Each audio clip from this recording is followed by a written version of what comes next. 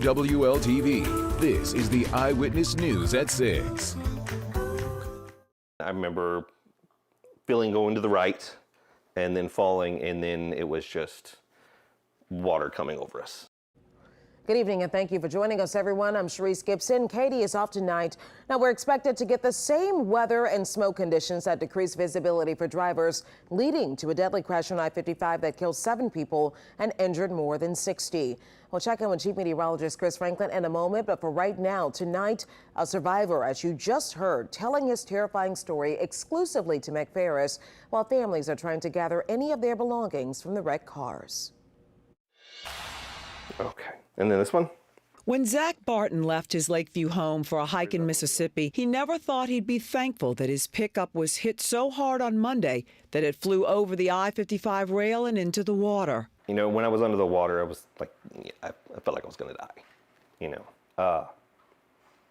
But then after that, it was just, okay, I'm alive, you know, check myself out. Cut up from the shattered glass, survival instinct kicked in. He and friend Richard climbed out of the passenger door, but in the fog on the interstate above, he kept hearing hit after hit after hit and feared one of those cars would also fall off and crush them. I told Richard, like, we gotta get away, like, get to shore, we gotta get away.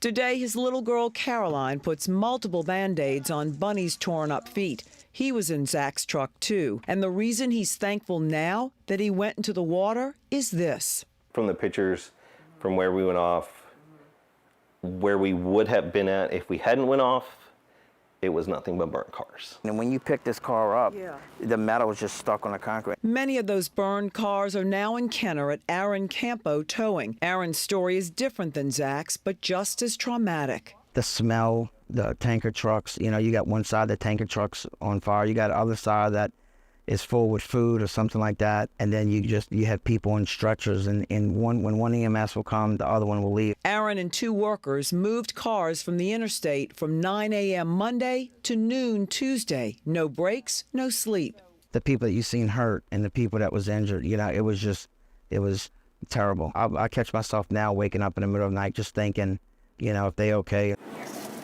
And they're just going to leave their seats in here, the guy said.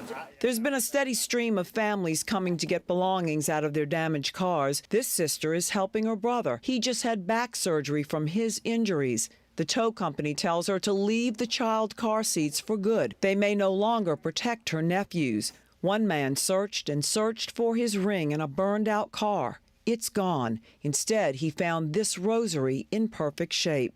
The state police came out here to the tow yard to identify a lot of these cars, and they couldn't because the VIN on the dashboard had been completely burned away. So on this car, they had to flip it over. They put a mirror underneath the chassis here and searched until they found another copy of the VIN. Let's get some more animals. More. And just like Zack wanted to get back home to his wife and little girl for comfort after what he lived, so did Aaron with his 11-year-old son, Carson. I just really wanted him to tell him I loved him, which I do every day. But I just felt in my heart that I know if I hear his voice, I would be all right. Meg Farris, Eyewitness News. The state police are not allowing the wrecked and burned cars to be crushed or taken from the tow yard just yet, while their investigation is ongoing.